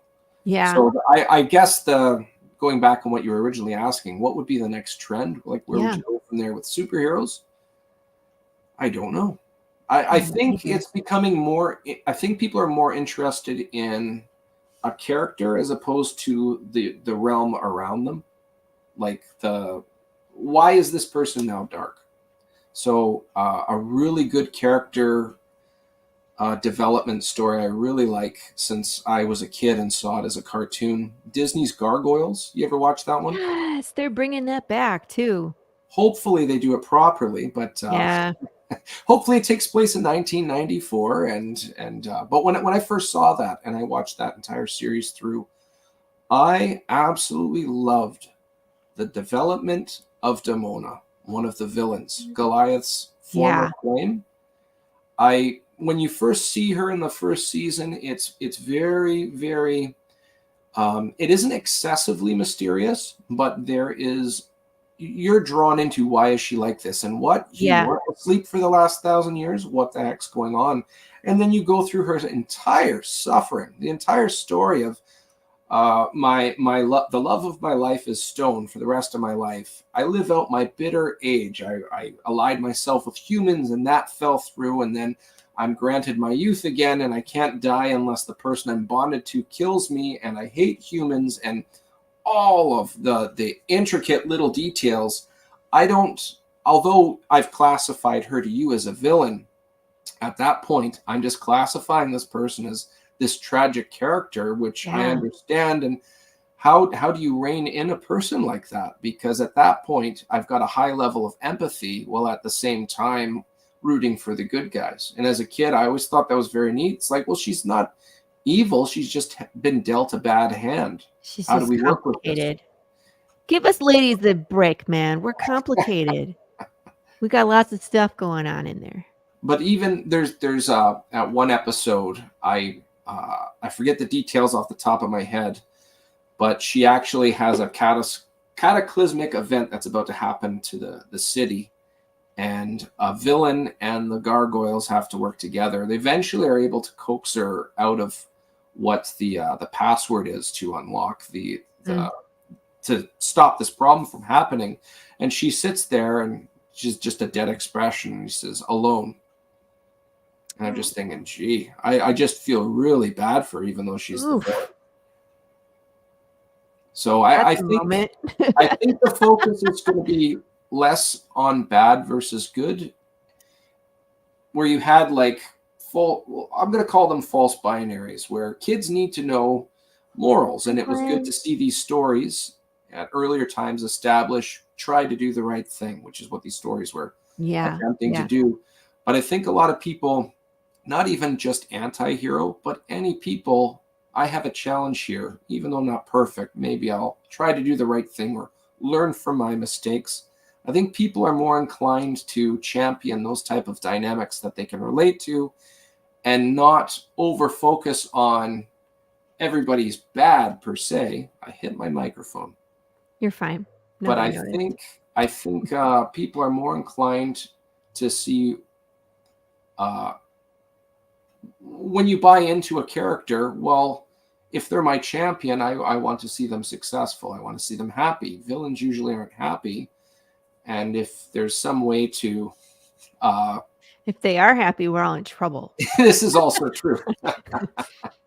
But yeah, I think character is the biggest focus right now for superheroes. Yeah.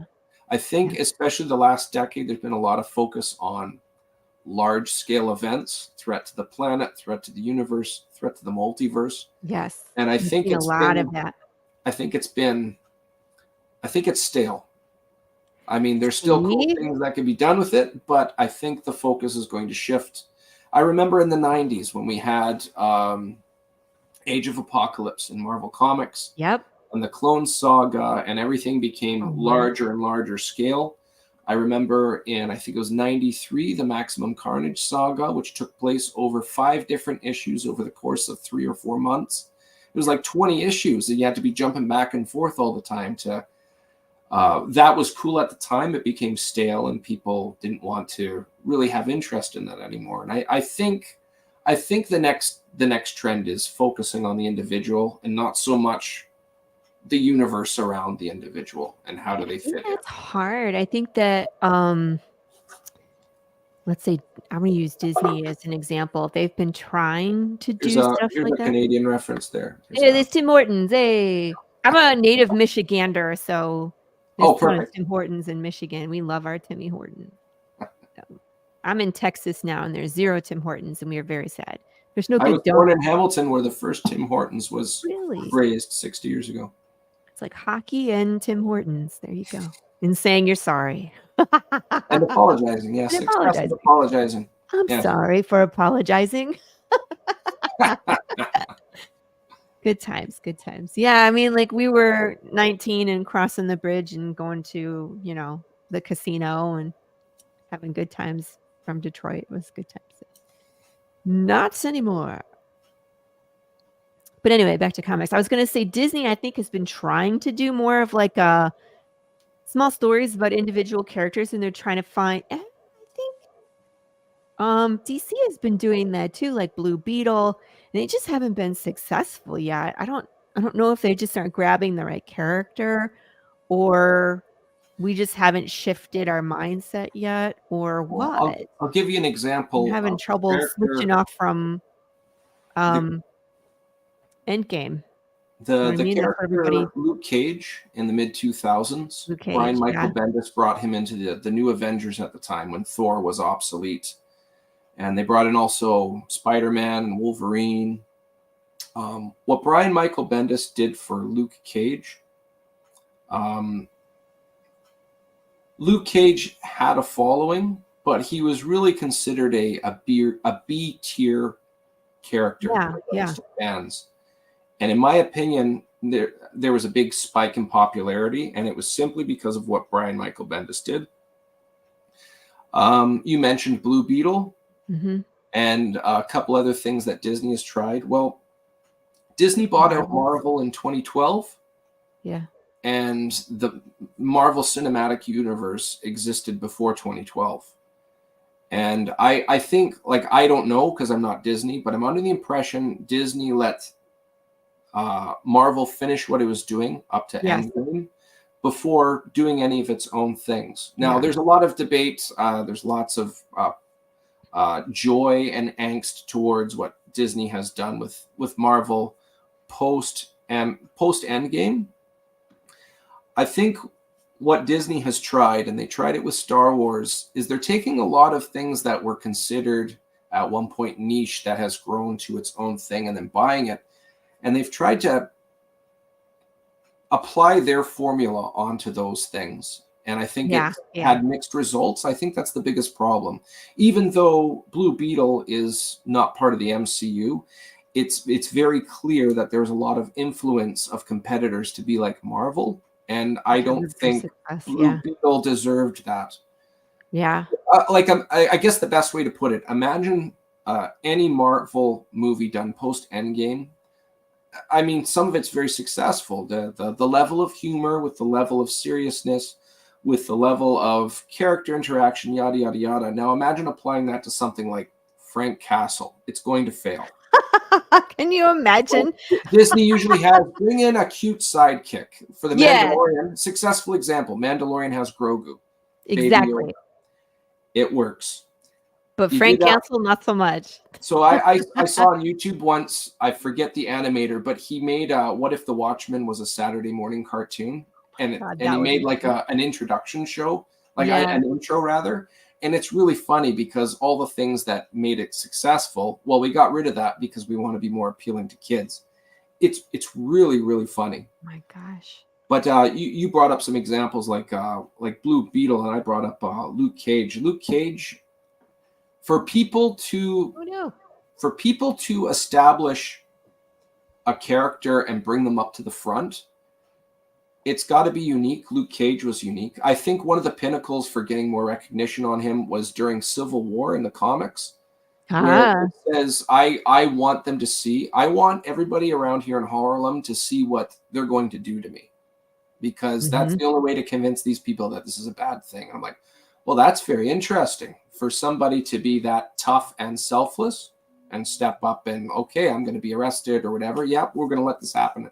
I think that was a big pinnacle for popularity with Luke Cage. And it seems like current movies are falling short of that dynamic. Yeah, I agree. You know what, Ray? I could talk to you for another 2 hours, but we're in the last 4 minutes of the show. I just happened to look up and I was like, oh, crap. So I wanted to make sure I got this on the screen. Everybody, this is where you sign up for the Madcaps. There is the link. Please go sign up for notification. That would be great. We could get Ray to 100 followers before he launches. That's always a good feeling, man. That'd be awesome. So make sure you go sign up for that. And then when it launches, we can go walk around and go shopping together.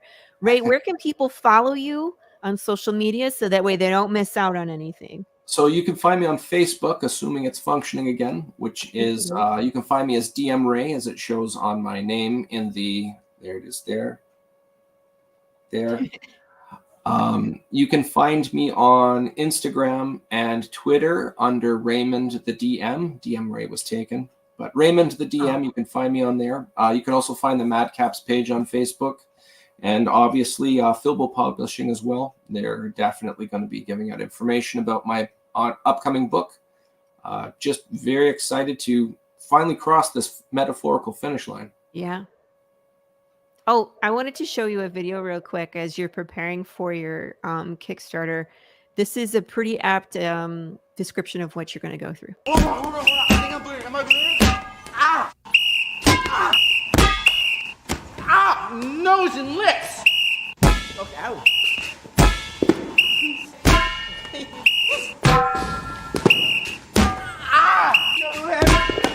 Can I?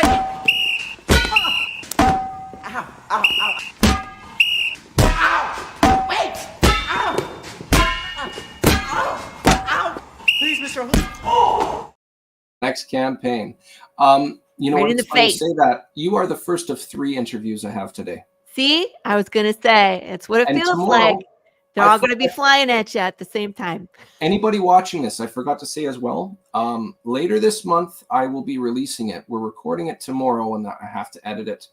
We're actually, myself, some pros from California and a couple of comic artists are going to be doing a one-shot campaign, and it's a prequel to the comic book. So if you are not sure, if you want to buy into this comic, you can watch the campaign and it'll give you a flavor of what the comic's about.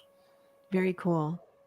Well, that was an awesome show. And again, I feel, Ray, like we could seriously just sit and talk about comics and where they're going and history and, you know, all of that. We could talk about all of that for hours and hours. So I appreciate you being on the show. You are always welcome back on the show. Awesome. I'm excited to see when this launches. We can follow along and see, you know, how everything goes. And I wish you the most success, you know, as you go on your journey. That's another Canadian thing, the thank yous. I'm told that's a Canadian thing as well. And thank you, everybody in the chat. Thank you for watching. And again, we will be back next week with more indie creators here on the Tuesday Morning Brew. Don't forget to hit that like button on the way out and be excellent to each other. Collect some knives and kiss your babies. See you next week.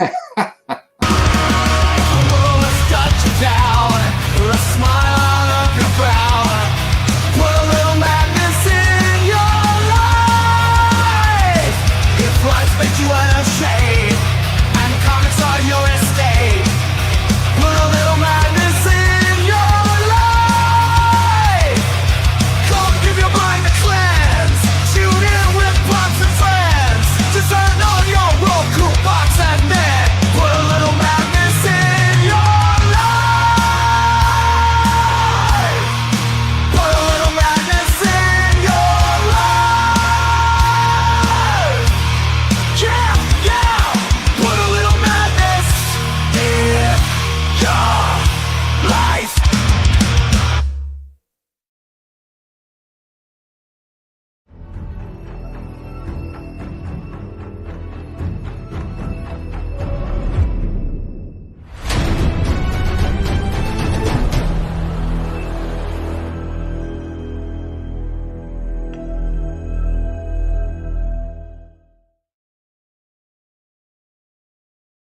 Comic Books for Kids provides comic books to kids in hospitals and cancer centers across the U.S. It's a place where we can all work together to make sure every child has a comic book. 100% of all proceeds go towards the kids. It's about making a difference, and while they're in the hospital, allowing them to fly like a superhero, battle dragons, or rescue teddy bears. We are in every state in the country and now support over 160 hospitals. Every month, we add more. Visit